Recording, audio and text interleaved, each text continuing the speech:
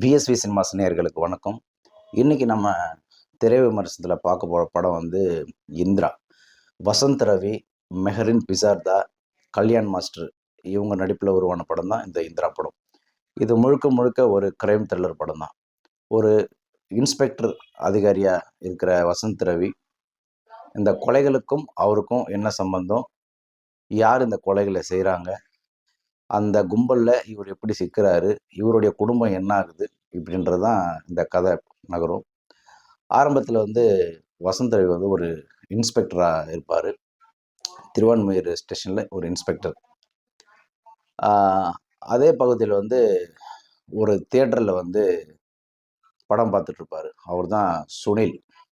சுனிலை வந்து நம்ம புஷ்பா படத்தில் பார்த்துருப்போம், ஜெயிலர் படத்தில் பார்த்துருப்போம்.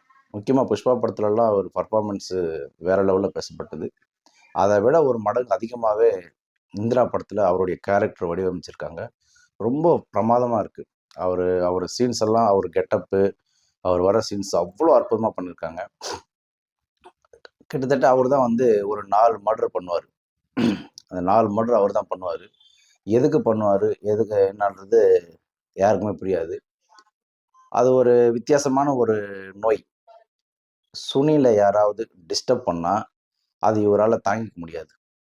யார் டிஸ்டர்ப் பண்ணுறாங்களோ அவங்கள வந்து கொடூரமாக கொலை செய்து அவங்கள கையை வெட்டிட்டு தூக்கி போட்டுருவார். இது மாதிரி தான் அந்த கேரக்டர். இப்போது இந்த மாதிரி கொலை சம்பவம் நடக்கும்போது இதை கண்டுபிடிக்கிறதுக்காக கல்யாண் மாஸ்டர், நடன இயக்குனர் கல்யாண மாஸ்டர் வந்து இதில் ஒரு இன்ஸ்பெக்டராக பண்ணியிருக்காரு. அவர் தான் இந்த இன்வெஸ்டிகேஷன் பண்ணுறாரு. யார் கொலை பண்ணாங்க, எதுக்கு பண்ணாங்கன்றத ரிசர்ச் அவர் பண்ணிகிட்டு இருப்பார். ஒரு பக்கம் வந்து வசந்த் ரவி வந்து குடிக்கு அடிக்ட் ஆகிடுவார். குடிச்சிட்டே இருப்பார். ரொம்ப குடின்னு குடிச்சு என்ன ஆவாருன்னா, அவருக்கு கண் பார்வை போயிடும். தன் மனைவி இறந்து போயிடுவாங்க. தன் மனைவியோ யாரோ ஒருத்தர் கொலை செய்திருக்காங்க. இப்போ வந்து தன் மனைவி யார் கொலை செய்தாங்கன்னு கண்டுபிடிக்கணும்னு இவர் ஒரு பக்கம் தேடுவார். இவருக்கு உதவியாக அவருடைய நண்பர் ஒரு காவல் அதிகாரி வந்து கூடயே ட்ராவல் பண்ணுவார். ஒரு கட்டத்தில் எப்படியாவது இந்த கொலைகாரனை கண்டுபிடிக்கணும்னு சொல்லி ஒரு பக்கம் போலீஸு ட்ரை பண்ணிட்டு இருப்பாங்க. போலீஸ் கண்ணிலலாம் அவர் மிளகாய் தூவிட்டு தப்பிச்சுட்டு போயிட்டே இருப்பார். அந்த கொலையை வித்தியாசமாக பண்ணுவார் சுனில். இதில் ரொம்ப பிரமாதமான கேரக்டர் அவர். அதுக்கப்புறம் வந்து ஒரு சூழ்நிலை வந்து சுனிலும் நம்ம ஹீரோ வசந்த் ரவியும் வந்து சந்திக்கக்கூடிய ஒரு சூழ்நிலை உருவாகும். அப்போது அவருக்கு தெரிஞ்சிடும், ஓகே இவர் தான் வந்து நம்ம மனைவியை கொன்னுருக்காரு, இவனை கொல்லணும்னு சொல்லி அங்கே ஒரு செம்ம ஃபைட் நடக்கும். ஃபைட்டுன்னா சாதாரண ஃபைட் இல்லை. இது வரைக்கும் சுனில் அது மாதிரியான ஃபைட் பண்ணியிருக்க மாட்டார்னு நினைக்கிறேன் எனக்கு தெரிஞ்சு. அதேமாரி வசந்த் ரவிக்கும் இந்த படத்தில் அந்த மாதிரியான ஒரு ஃபைட் சீன்லாம் பயங்கரமாக வச்சுருக்காங்க. இது வரைக்கும் அவர் பண்ணாத ஒரு ஃபைட் சீன் பண்ணியிருப்பாங்க. ரொம்ப மெனக்கெட்டுருக்காங்க. இந்த ஃபைட்டில் என்ன ஆகும்னா 2 பேர் அடிச்சுப்பாங்க. ஏன்னா இதில் ஒரு ப்ளஸ் என்னன்னா, வசந்த் ரவிக்கு கண்ணு தெரியாது, பிளைண்டு. சுனிலுக்கு கண்ணு தெரியும். அப்போது இதில் யார் ஜெயிப்பாங்கன்னு மக்களுக்கு ஒரு கெஸ் இருக்குல்ல. இருந்தாலும் கடைசியில் வந்து அப்படி இப்படி பிடிச்சி சுனிலை ஒரே அடி அடிப்பார். சுனில் கொஞ்சம் கிறுகிறுன்னு ஆகிடுவார். உடனே போலீஸ் வரும். போலீஸ் வந்த உடனே சுனிலை வந்து அரெஸ்ட் பண்ணி ஸ்டேஷனில் விசாரணை நடத்துவாங்க. கல்யாண மாஸ்டர் நடத்துவார். இப்போ என்ன ஆகும்னா, கல்யாண மாஸ்டர் கேட்பார், ஏன்டா எதுக்கு நீ கொலை பண்ண, இந்த 4 கொலையும் பண்ணியிருக்கிற, என்ன ரீசன்னு கேட்கும்போது அவர் சொல்லுவார், அவர் சுனில் ஒரு ஸ்டைலில் சொல்லுவார், என்னது 4 கொலையா, 4 கொலை இல்லை சார், 69 கொலை அப்படின்னுவார். அப்படி ஷாக் ஆகிடுவாங்க. 69 கொலையா, என்னடா சொல்கிற, நீ 4 கொலை தானடா பண்ணியிருக்க, இப்போ 69ன்ற பொய் சொல்கிறேன். இல்லை சார், நான் படிக்கும் போதே ஸ்கூலில் டீச்சரை கொன்னுட்டேன், அப்புறம் என் நண்பனை கொன்னுட்டேன், இப்படி நிறைய கொலைகள் பண்ணி 69 கொலை பண்ணேன். ஆனால் நீங்கள் கண்டுபிடிச்சது 4 கொலை தான் அப்படின்னு அவருடைய ஸ்டைலில் சொல்லுவார். மெர்சலாக இருக்கும் அந்த சீனு. அப்போ அப்படியா, இவ்வளோ கொலை பண்ணிவிட்டு ஒரு போலீஸ் முன்னாடியே இவ்வளோ கேர்லெஸ்ஸாக இருக்குதுன்னு சொல்லிட்டு கல்யாண மாஸ்டர் வந்து அவனை அடிப்பார். சுனில் அடித்த உடனே சுனில் அப்படியே அந்த டேபிள் அப்படி சாஞ்சிடுவார். அப்போது சுனில் கொலை பண்ண அந்த 4 கேரக்டரோட ஃபோட்டோஸ் அங்கே இருக்கும். அப்போ அந்த ஃபஸ்ட்டு ஃபோட்டோ வந்து அந்த பொண்ணு ஹீரோயினோட ஃபோட்டோ அங்கே இருக்கும். அதை பார்த்துட்டு கல்யாண மாஸ்டர்கிட்ட கேட்பார், சார் இது நான் கொலை பண்ணலையே, யாரோ கொலை பண்ணதெல்லாம் என் லிஸ்ட்டில் சேர்க்க பார்க்குறீங்களா?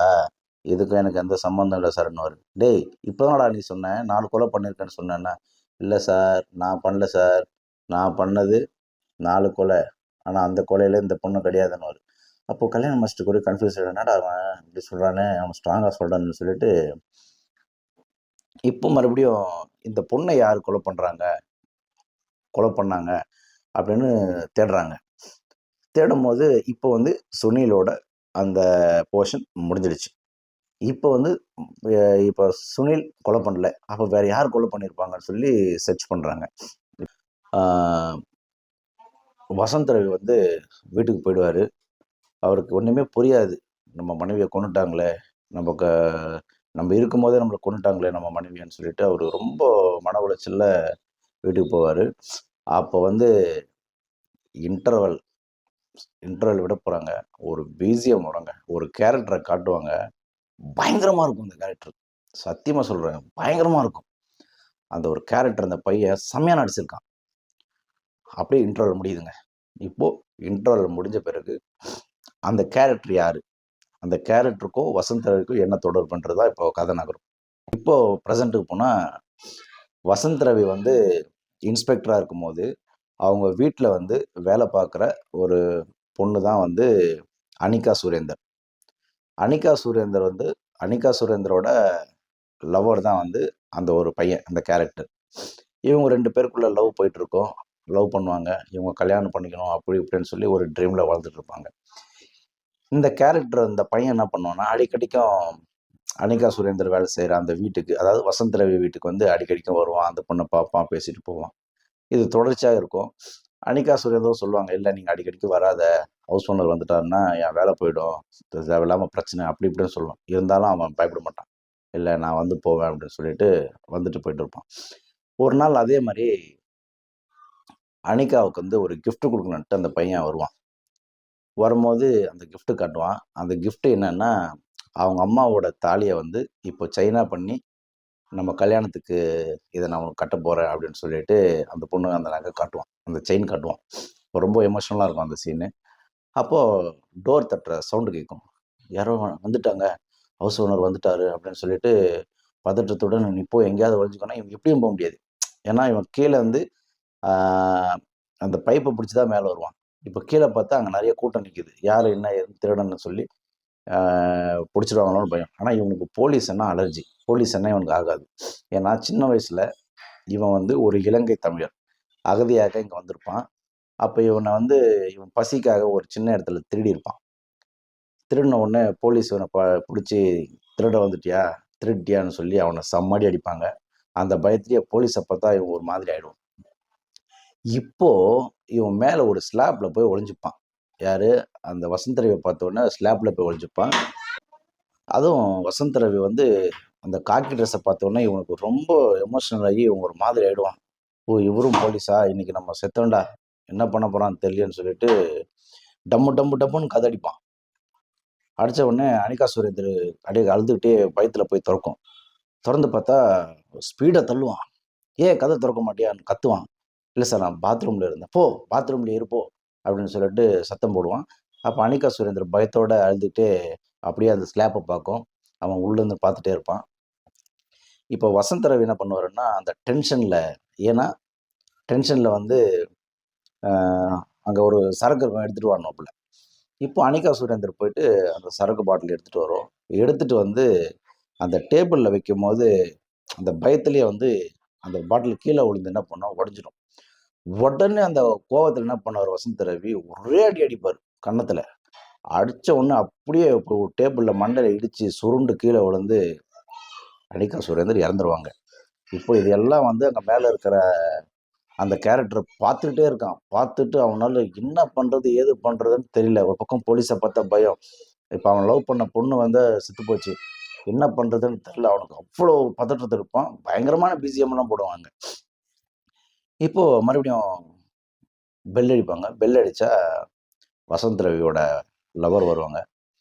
அவங்க வந்து பார்த்தோனே, "என்னாச்சு? என்னாச்சுன்னா?" நடந்த விஷயத்த சொல்லுவாப்புல. "ஏற்கனவே ஒரு கொலை பண்ணியிருக்க. நீ போதையில வந்து ஒருத்தர கார் ஆக்சிடென்ட் பண்ணியிருக்க. அதுலேருந்து தப்பிக்கிறது எப்படின்னு தெரியல. இப்ப மறுபடியும் நீ ஒரு கொலை பண்ணியிருக்க. இப்போ நீ ஜெயிலுக்கு போயிட்டேன்னா என்னோட வாழ்க்கை என்ன வருது அப்படின்னு சொல்லிட்டு வசந்த் ரவிக்கு சொல்லும். வசந்த் ரவி என்ன சொல்லுவேன்னா, இல்லை நான் வேணா சரண்டர் ஆயிடுறேன் வேண்டாம் அப்படின்னு சொல்லுவார். இல்லை இல்லை நீ ஜெயிலுக்கு போட்டேன்னா என்னால் வாழ முடியாதுன்னு சொல்லிட்டு ஒரு பிளான் பண்ணி இது எங்கேயாவது கொண்டு போய்ட்டோம்னு சொல்லிட்டு அந்த வீட்டெல்லாம் துடைச்சிட்டு அனிகா சுரேந்திராவை ஒரு சூட் கேஸில் போட்டுக்கிட்டு ஒரு காட்டு பகுதிக்கு எடுத்துகிட்டு போயிட்டு அங்கே புதைச்சிருவாங்க கட்டு.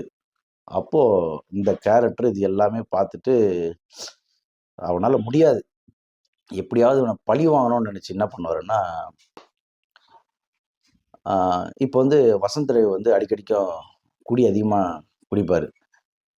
இவன் வந்து இந்த கேரக்டர் வந்து ஒரு மாச்சுரியில் வேலை செய்கிற ஒரு கேரக்டர். இப்போ இந்த வீட்டில் என்னென்ன நடக்குது எல்லாமே வந்து இவன் கண்காணிச்சிட்டு இருக்கான். ஒரு தடவை அந்த சரக்குல என்ன பண்ணுவாருன்னா, ஏதோ ஒரு மருந்து கலப்பாப்புல. இதை வந்து வசந்த் ரவி அடிக்கடிக்கு சாப்பிட்றதுனால ஒரு கண் பார்வை போயிடும். இப்போ அந்த கேரக்டர் பயங்கரமான ஒரு பிஜிஎம்மோட தன் மனைவியை கொலை பண்ணுறாரு. அவன் கண் எதிரிலேயே கொலை பண்ணுறாரு. ஆனால் அவனால் பார்க்க முடியாது.